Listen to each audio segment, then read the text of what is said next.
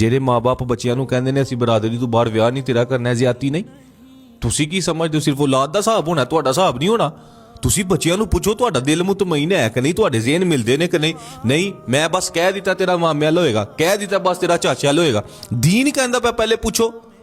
ਅਗਰ ਤੇ ਉਹ ਮੁਤਮਈਨ ਨੇ, ਉਹ ਰਾਜ਼ੀ ਨੇ ਤੇ ਕਰ ਦੇਵੋ। ਨਿਭਾਣੀ ਤੁਸੀਂ ਇੱਕ ਉਹਨਾਂ ਨੇ। ਫਿਰ ਤੁਸੀਂ 6 ਮਹੀਨੇ ਬਾਅਦ ਸਮਾਨ ਚੁੱਕ ਕੇ ਟਰਾਲੇ ਦੇ ਉੱਤੇ ਘਰ ਨੂੰ ਪੈਂਦੇ ਹੋ ਤੇ ਪਹਿਲੇ ਹੀ ਨਾ ਉਧਰ ਸਮਾਨ ਪਾਓ ਤੁਸੀਂ ਆਪਣਾ। ਕਿੰਨੇ ਬੱਚੇ ਐਸੇ, ਮੈਨੂੰ ਇੰਨਾ ਮੈਸੇਜ ਆਉਂਦਾ ਮੈਂ ਤੁਹਾਨੂੰ ਦੱਸ ਨਹੀਂ ਸਕਦਾ। ਅਸੀਂ ਕਿਸੇ ਦਾ ਨਾਂ ਨਹੀਂ ਲੈ ਸਕਦੇ ਲੇਕਿਨ ਇੰਨੇ ਮੈਸੇਜ ਆਉਂਦੇ ਨੇ ਕਿਸ ਗੱਲ ਦੇ ਉੱਤੇ, ਭਾਈ ਹਮਾਰਾ ਉਧਰ ਦਿਲ ਨਹੀਂ ਹੈ, ਮੇਰੇ ਮਾਂ ਬਾਪ ਕਹਿੰਦੇ ਜ਼ਬਰਦਸਤੀ ਉਧਰ ਕਰੋ। ਕਿੰਨੇ ਰਿਸ਼ਤੇ ਐਸੇ ਨੇ 6-6 7-7 ਮਹੀਨੇ ਬਾਅਦ ਟੁੱਟ ਜਾਂਦੇ ਨੇ। ਕਿਉਂ?